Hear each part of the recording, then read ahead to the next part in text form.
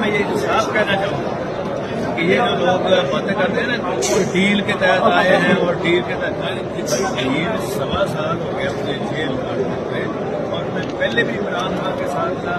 آج بھی ہوں اور آئندہ بھی انشاءاللہ عمران خان کے ساتھ ہی رہنا ہے۔ اور یہ کوئی غلط نہیں ہے، ہمارے کچھ رشتے دار یہ محسن نقوی اس طرح کی باتیں کرتے پھرتے، یہ مجھے کہ اپنے منہ بند رکھے۔ آپ نے بہت زیادہ نقصان کیا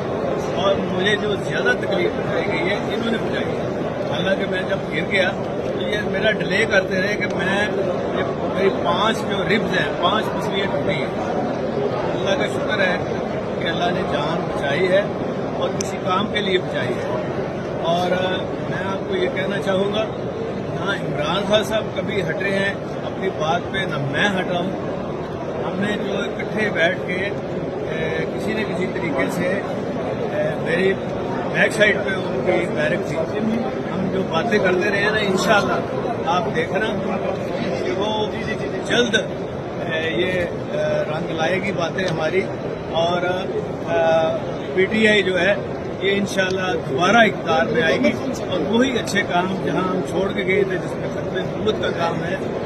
اور یہ سارے کام